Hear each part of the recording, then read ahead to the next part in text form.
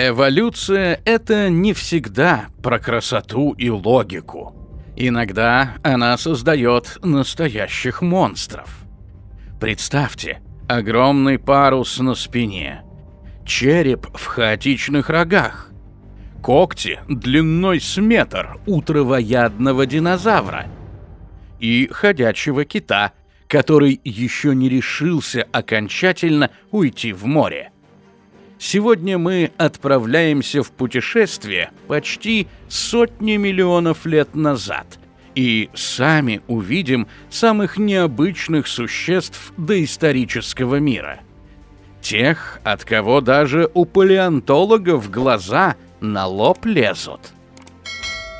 Пермский период. Примерно 299-252 миллиона лет назад. Представьте мир, в котором динозавров даже в помине не было. Земля только-только приходила в себя после ледникового апокалипсиса, а по ее поверхности уже бродили настоящие монстры. Добро пожаловать в Пермский период. Время, когда природа проводила свои самые безумные эксперименты. Первый герой этой эпохи – Диметродон, длиной больше 3,5 метров, с огромным величественным парусом на спине.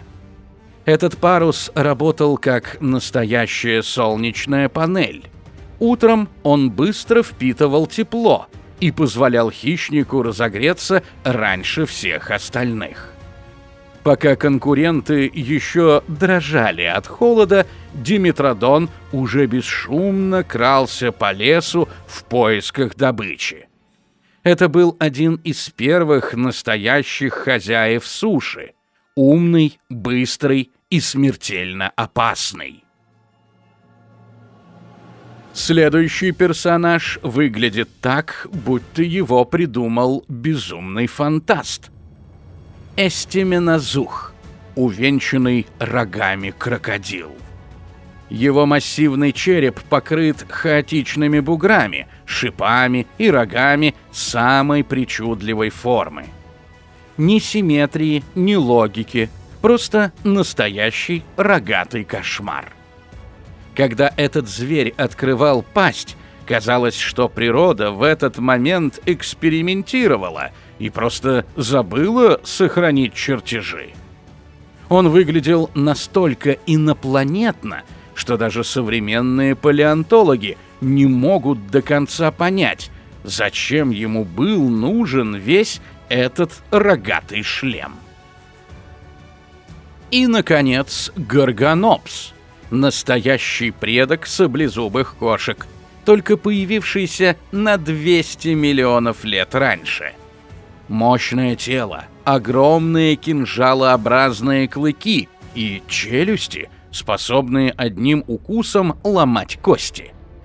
Природа уже тогда отрабатывала идеальный дизайн убийцы. Скорость, силу и эти страшные сабли во рту. Горгонопсы были вершиной пищевой цепи своего времени, теми, кого боялись абсолютно все. Пермский период — это не просто до динозавров. Это эпоха первых настоящих сухопутных чудовищ, где эволюция проверяла на прочность самые смелые и странные идеи. И, поверьте, она не стеснялась. Триасовый период. Примерно 252-201 миллион лет назад. После самого страшного массового вымирания в истории Земли, Пермско-Триасового, жизнь висела на волоске. Почти 96% морских видов и 70% наземных исчезли навсегда. Но когда катастрофа закончилась, природа не просто восстановилась. Она словно сошла с ума и начала экспериментировать как никогда раньше. Добро пожаловать в Триасовый период. Время странных форм, первых попыток полета и гигантских хищников, которые правили миром до появления динозавров. Один из самых удивительных обитателей – лонгисквама.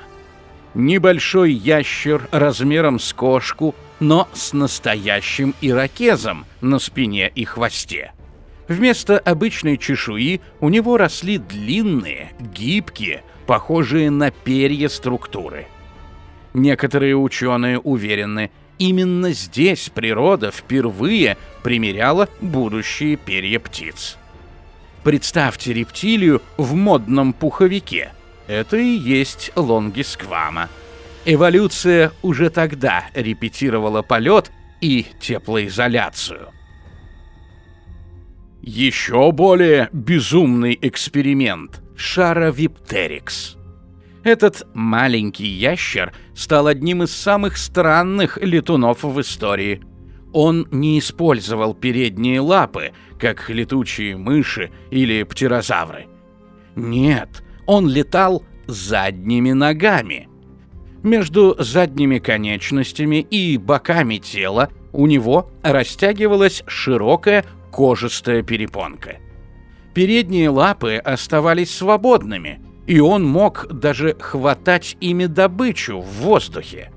Получился настоящий дельтаплан на ножках, один из самых необычных способов полета, который когда-либо изобретала эволюция. А вот кто действительно правил триасовыми равнинами – пастозух. Гигантский крокодилоподобный хищник длиной до 6 метров и весом около тонны. Мощные челюсти, острые зубы и невероятная скорость. До того, как динозавры заняли трон, именно пастозух был абсолютным кошмаром этой эпохи. Его боялись все, от мелких ящеров до ранних млекопитающих. Триас – это эпоха возрождения после апокалипсиса. Природа пробовала все. Перья на рептилиях, полет на задних ногах и гигантских крокодилов, которые ходили почти как динозавры. И самое интересное – это было только начало безумия. Юрский период. Примерно 201-145 миллионов лет назад. Наступила эпоха, когда Земля окончательно расцвела. Юрский период – это время настоящих гигантов, невероятных пропорций и самых безумных экспериментов эволюции. Динозавры наконец-то захватили планету и начали творить такое, от чего у современных палеонтологов до сих пор мурашки по коже. Открывает наш парад стегозавр. Этот тяжелый танк длиной до 9 метров был украшен 2 рядами огромных костяных пластин вдоль всей спины. До сих пор никто точно не знает, зачем они были нужны. Может, работали как солнечные панели, помогая быстро разогреваться, или служили броней против хищников. А может, самцы красовались ими перед самками, как павлины хвостом. Природа так и не раскрыла эту загадку, оставив нам один из самых стильных и загадочных силуэтов в истории динозавров. А вот брахиозавр – настоящий небоскреб среди ящеров. Его передние ноги были значительно длиннее задних, а шея вытягивалась вверх на огромную высоту. Этот гигант весил 30-50 тонн и спокойно кормился на уровне крон высоких деревьев. Там, где другие динозавры даже дотянуться не могли. Представьте живого жирафа размером с дом. Вот это и есть брахиозавр. Он буквально жил в своем собственном высотном этаже юрского леса. Но самым грозным и кинематографичным хищником был цератозавр. Мощный, быстрый, длиной до 6 метров, с острыми зубами и настоящим рогом на носу. Среди крупных хищников такой встречается крайне редко. Этот рог делал его похожим на настоящего дракона из легенд. Он охотился на крупных растительноядных динозавров, используя рог не только для устрашения, но и для реальных схваток. Юрский период показал, на что способна эволюция, когда ей дают достаточно времени. Гигантские размеры, невероятные пропорции и полную свободу фантазии. Именно здесь динозавры стали теми легендарными чудовищами, которых мы все так любим. Меловой период. Примерно 145-66 миллионов лет назад. Добро пожаловать в самую безумную, яркую и разнообразную эпоху истории динозавров – меловой период. Здесь эволюция окончательно сошла с ума. Она создавала гигантов, уродов, пловцов, таранов и настоящих монстров, которых мы даже в фильмах редко видим. Первым в бой вступает тирезинозавр, один из самых сюрреалистичных динозавров всех времен. Представьте медведя-гризли ростом с жирафа, у которого вместо лап огромные косы длиной почти в метр. Эти страшные серповидные когти выглядели так, будто предназначены разрывать врагов на части. Но сюрприз. Тирезинозавр был травоядным. Он спокойно ходил по лесам, собирал листья и ветки этими мечами и мирно жевал. Природа словно пошутила, дала самое грозное оружие и отправила есть салат. А вот настоящий король меловых рек – спинозавр. Самый большой, хищный динозавр в истории Земли. Длина до 15-18 метров.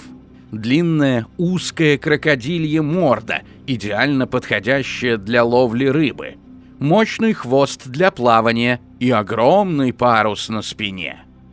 Он вел полуводный образ жизни, охотился как в воде, так и на суше.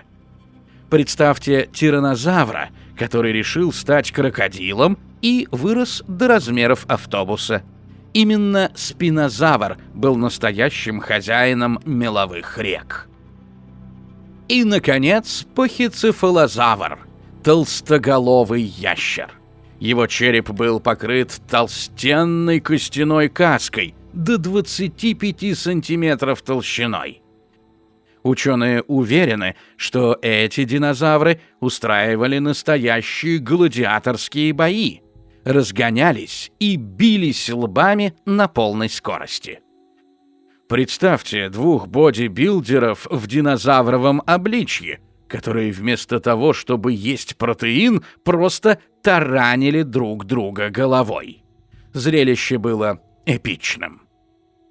Меловой период — это пик безумия динозавров. Здесь эволюция уже не экспериментировала, она праздновала.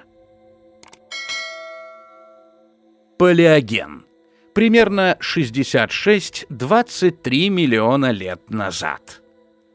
Динозавры исчезли в огне и пыли. Мир опустел. И вот на опустевшую сцену вышла новая, еще более странная труппа актеров – млекопитающие. Палеоген стал временем безумных экспериментов. Природа словно говорила «теперь можно все», и начала создавать настоящих монстров уже среди теплокровных. Первым настоящим кошмаром этой эпохи стал эндрюсарх. Огромный, высотой почти с крупного быка, с массивной головой и челюстями, способными перекусить почти любого. Это был один из самых крупных наземных хищников среди всех млекопитающих, которые когда-либо жили на Земле. Представьте волка размером с бегемота, с зубами, как кинжалы. Он бродил по лесам и равнинам, наводя ужас на ранних копытных и мелких млекопитающих. Эндрюсарх был настоящим королем палеогеновых джунглей. Не менее жутким созданием стала диатрима, гигантская, нелетающая птица-хищник. Высотой до 2,5 метров, с мощным, как у топора, клювом и сильными ногами. Она не летала, но и не нуждалась в крыльях. Одним ударом своего страшного клюва могла переломать кости и разорвать добычу. Диатрима носилась по лесам, словно пернатый тираннозавр, и была одним из самых опасных хищников своего времени. Природа решила, что птицы тоже могут быть вершиной пищевой цепи. А самый удивительный персонаж – амбулацент, прозванный «ходячим китом», это было настоящее переходное звено. Он еще уверенно ходил по суше на 4 лапах, но уже охотился в воде, как крокодил. Длинное тело, мощный хвост, ноздри, сдвинутые наверх. Природа только начинала превращать сухопутных животных в будущих морских гигантов.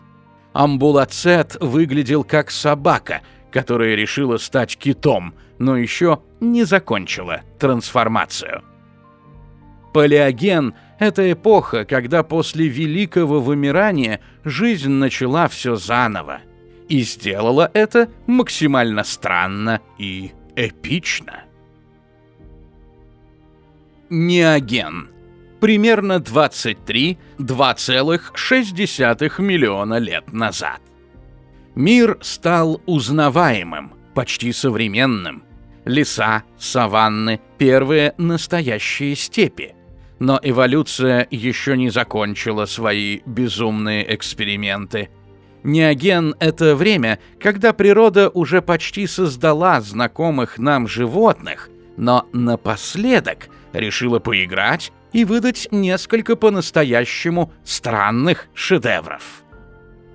Один из самых причудливых — платибелодон, лопатообразный слон. Представьте обычного слона, но вместо нормальных бивней у него из нижней челюсти торчала огромная, широкая костяная лопата. Длина этой лопаты достигала метра. Скорее всего, он использовал ее как экскаватор. Вгрызался в землю, выкапывал корни, клубни и сочные водные растения. Выглядел он как строительная техника доисторического мира. Тяжелый, мощный и крайне специализированный. В океанах же правил настоящий ужас – мегалодон. Самая большая акула, которая когда-либо бороздила моря нашей планеты. Длина тела от 15 до 20 метров. Челюсти шириной больше 2 метров, с зубами размером с ладонь взрослого человека. Один укус, и современный кит перекушен пополам. Мегалодон был абсолютным хозяином океанов Неогена.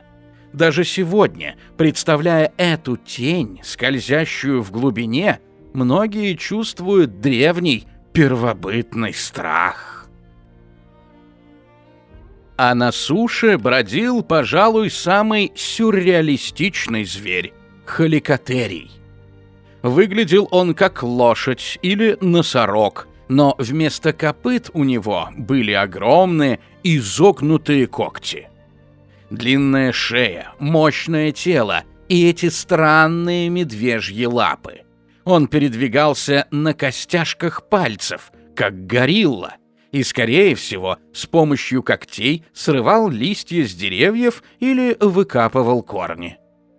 Природа словно перепутала детали, взяла тело копытного, а приставила к нему лапы хищника. Один из самых странных эволюционных экспериментов. Неоген — это прощальный аккорд доисторического безумия. Мир уже почти наш, но еще полный удивительных монстров. За сотни миллионов лет эволюция превратилась в настоящего безумного художника. Она нарисовала паруса на спинах ящеров, метровые когти у травоядных, ходячих китов и летающих рептилий на задних ногах. Самое удивительное, после каждого глобального катаклизма и массового вымирания жизнь не становилась проще и скромнее. Наоборот, она взрывалась новыми, еще более дерзкими и причудливыми формами. Каждый раз, когда казалось, что все кончено, природа поднималась и говорила: «А теперь еще страннее». Сегодня мы пронеслись сквозь время и увидели настоящих монстров. Диметродона с гигантским парусом, тирезинозавра с метровыми когтями-косами, шаровиптерикса, летающего задними ногами, и загадочного ходячего кита. Кто из этих доисторических чудовищ поразил вас больше всего?